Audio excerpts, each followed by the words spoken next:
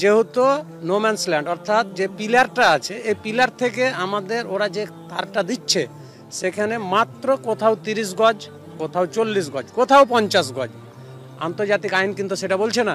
আন্তর্জাতিক আইন বলছে কি 150 গজ 200 গজের বাইরে কিছু করতে হবে। তারা নতুন করে মাটি তুলে আবার নতুন করে তারা আমাদের বাংলাদেশের সাইডে তারা নতুন করে কাঁটাতার নির্মাণ করছে।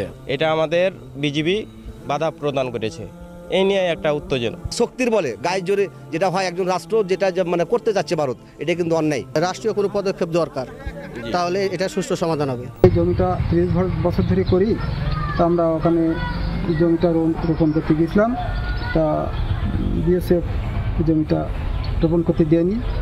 তো আমরা জিজ্ঞাসা করার পরে বললো যে আমাদের উপরে অর্ডার, রোপণ করা যাবে না।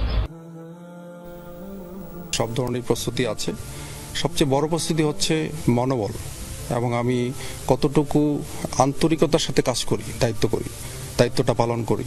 তো আমি সেই ক্ষেত্রে বলবো আমার বিজিবি সেই দিক দিয়ে অনেক এগিয়ে আছে। যেটা আমাদের জন্য একটা ভয়ঙ্কর পরিস্থিতি তৈরি হচ্ছে। দেখা যাচ্ছে এখানে কৃষক আসতে ভয় পাবে। তো এইখানে তার বেড়া প্রতিস্থাপনের বিপরীতে আমরা সহ আমাদের এলাকার সব কৃষকেরা এটার প্রতিবাদ জানিয়েছি। আসসালামু আলাইকুম। ভারত বাংলাদেশ এশিয়া মহাদেশের দুই প্রতিবেশী দেশ হওয়ায় ভারত এবং বাংলাদেশের মধ্যে সহনশীলতার সম্পর্ক বিরাজমান থাকার কথা ছিল। একে অপরকে ছাড় দেওয়ার মানসিকতার সম্পর্ক থাকার কথা ছিল। বন্ধুত্বপূর্ণ সম্পর্ক থাকার কথা ছিল।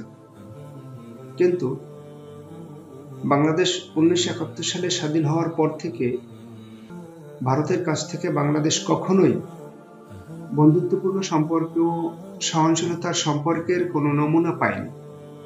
ভারত সর্বদা তার কর্তৃত্ব, তার প্রাধান্য বজায় রাখতে অভ্যস্ত। সবসময় তার আধিপত্যবাদী, আগ্রাসী ভূমিকা দেখাতে হবে, এটাই যেন ভারতের একটি স্বভাবজাত বৈশিষ্ট্য। ভারত বিশেষ করে বাংলাদেশের সীমান্তে বিভিন্ন সময়ে কারণে অকারণে বাংলাদেশের নিরীহ জনগণকে, বিশেষ করে সীমান্তের জনগণ যারা আছে তাদেরকে কখনো কখনো অকারণেও গুলি ছিঁড়েছে, হত্যা করেছে।